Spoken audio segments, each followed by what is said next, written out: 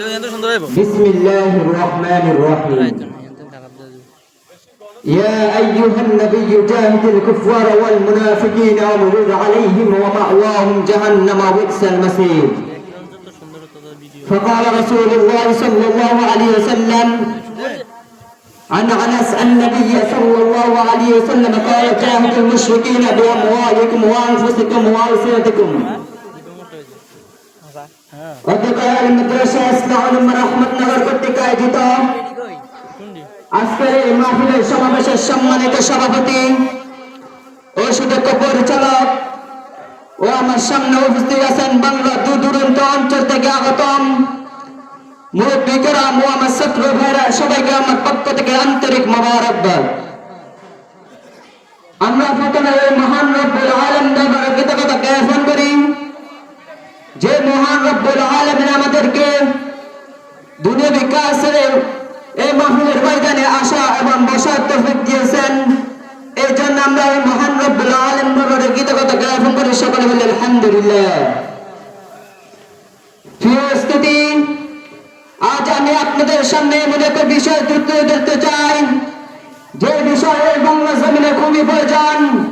আজ আমি এমন একটি বিষয় তুলে ধরতে চাই যে বিষয় ব্যতীত এই বাংলা জমিনে ইসলামী খেলাফত প্রতিষ্ঠা হবে না এবং যে বিষয় ব্যতীত এই বাংলা জমিনে ফিতনা খতম হবে না। প্রিয় উপস্থিতি, আজ মুসলমানদের রক্ত ঝরছে, রক্তের রঞ্জি হয়েছে আরাকান, অত্যাচারের শিকার হয়েছে কাশ্মীর, রক্তের স্রোত যাচ্ছে ফিলিস্তিন। গোটা পৃথিবীর মানচিত্র মুসলমানরা আজ নির্যাতিত, মজলুম মুসলমানরা চিৎকার দিয়ে বলতেছেন রব্বানা আখরিজনা মিন হাযিহিল ক্বরিয়াতিজ যালিমা আহলিহা।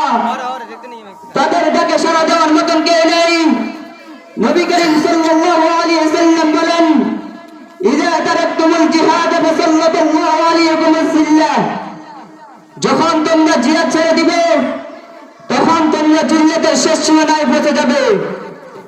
তার বাস্তব রূপ, যতদিন পর্যন্ত আমরা এই বাংলা জমিনে ইসলামী খেলাফত প্রতিষ্ঠা করতে পারবো না, যতদিন পর্যন্ত আমরা এই বাংলা জমিনে জিহাদ প্রতিষ্ঠা করতে পারবো না, ততদিন পর্যন্ত এই বাংলাদেশে ইসলামী খেলাফত প্রতিষ্ঠা হবে না। আল্লাহ রাব্বুল আলামিন বলেন ইয়া আইয়ুহান নাবিয়্যু জাহিদিল কুফফারা ওয়াল মুনাফিকিনা ওয়াগলিদ আলাইহিম ওয়া মা'ওয়াহুম জাহান্নাম ওয়া বি'সাল মাসীর। হে নবী, কাফেরদের সাথে যুদ্ধ করুন এবং মুনাফিকদের সাথে এবং তাদের সাথে কঠোর অবলম্বন করুন এবং তাদের ঠিকানা হলো দোজখ এবং তা হলো তাদের নিকৃষ্ট ঠিকানা।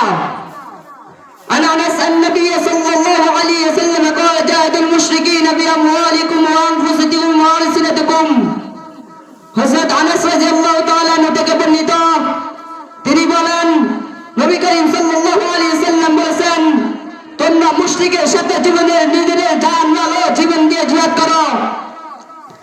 প্রিয় উপস্থিতি, আল্লাহ পাক রব্বুল আলামিন জিহাদের গুরুত্ব নিয়ে কোরআন শরীফের মধ্যে অসংখ্য আয়াত নাযিল করেছেন এবং নবী করিম সাল্লাল্লাহু আলাইহি ওয়াসাল্লাম আমাদেরকে বলেছেন নিজের জীবন জান ও নিজের জীবন দিয়ে জিহাদ করতে।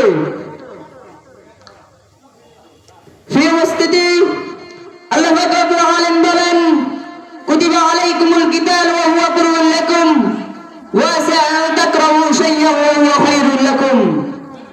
তোমাদের উপর জিহাদ ফরজ করা হয়েছে যদিও তা তোমাদের নিকট অবচনীয়। ওয়াজাহাদু ফি সাবিলিল্লাহি লাআল্লাকুম তুফলিহুন। তোমরা জিহাদ করতে থাকো, আশা করা যায় সফলতা লাভ করবে। ওয়াকাতিলুহুম হাত্তা লা তাকুনু ফিতনাতুন ওয়া ইয়াকুনা আদ-দীনু কুল্লুহু লিল্লাহ। তোমরা তাদের সাথে যুদ্ধ করতে থাকো যতক্ষণ পর্যন্ত ফিতনা খতম না হয়ে যায়।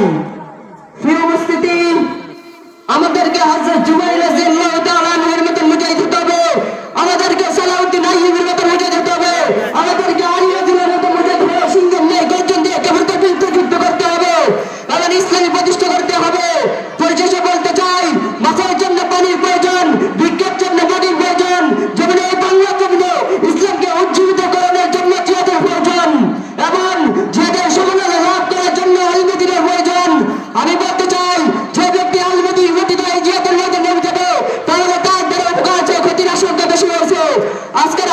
কবি ভাষণ দিয়ে শেষ করতে চাই। বাজেছে দামামা আমাদের আমা সেই উঁচু করে মুসলমান, দাওয়াত আছে জমায়ের জমানা ভাঙ্গা দিল্লের মিশন। মুখে তো কলমা হাতে তলোয়ার, মুখে ইসলাম জোশ দুর্বল, হৃদয় নেই আশকাল চলে বিশাল। নাসরুম মিনাল্লাহি ওয়া ফাতহুন করিম। আসসালামু আলাইকুম ওয়া রাহমাতুল্লাহি ওয়া বারাকাতুহু।